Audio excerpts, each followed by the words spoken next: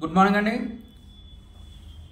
ఈవేళ మనం మాట్లాడుకునేది ఇసుక 22,566 కోట్లు ఫ్రాడ్ జరిగింది.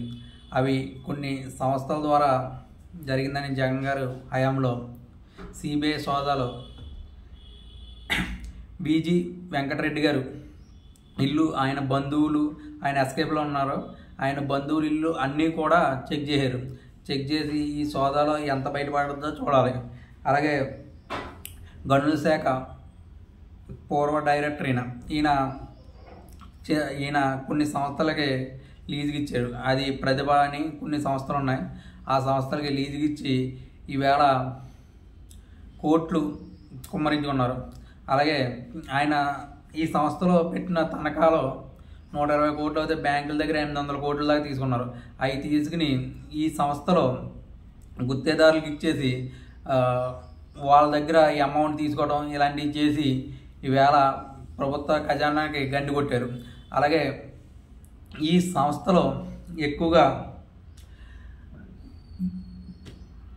ఏపీలో ఉన్న ఇసుక ర్యాంపులు, ఈవెన్ రాయలసీమలో ఇసుక ర్యాంపులు, నెక్స్ట్ కృష్ణా జిల్లాలో ఇసుక ర్యాంపులు ఈ సంస్థలో చేసాయి.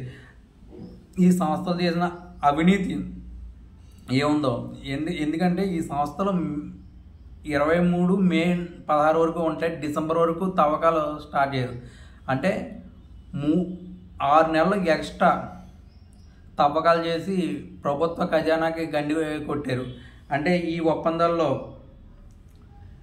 విపరీతంగా ఈ అమౌంట్ని ఫ్రాడ్ చేయరు. అంటే ఈ అమౌంట్ మొత్తం కూడా గవర్నమెంట్కి వెళ్ళవలసింది అమౌంట్ మొత్తం వెంకటరెడ్డి ఈ అనుచరులు, ఈ గనుసుల శాఖ వ్యవహారాలు చూసుకునే వ్యక్తి వెంకటరెడ్డి వాళ్ళ అనుచరులు ఎక్కువగా ఈ తవ్వకాలని వాళ్ళకి నచ్చిన గుత్తేదారుల సంస్థలకు ఇచ్చి ఈవేళ ఇవంతా చేయరు. అలాగే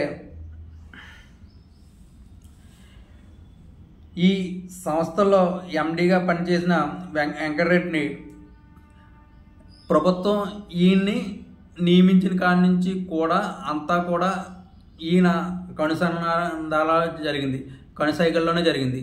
ఇది ఈయన నచ్చిన సంస్థలు ఏమున్నాయంటే ఆ సంస్థల పేర్లు జేపీవీఎల్ అని ఒక సంస్థ, జేసీకేఎల్ అని ప్రతిమ సంస్థలు.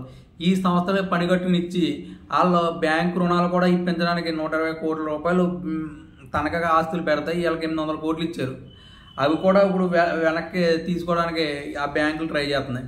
అంటే ఈ ఫ్రాడ్ని చేయడానికి ఎవరు ఉపయోగపడ్డారు అంటే అప్పుడున్న ప్రభుత్వం ఉపయోగపడుతుంది. ఇప్పుడు 120 కోట్ల రూపాయల ఆస్తికి 800 కోట్లు ఇచ్చారు అంటే అది ప్రభుత్వం తప్పే.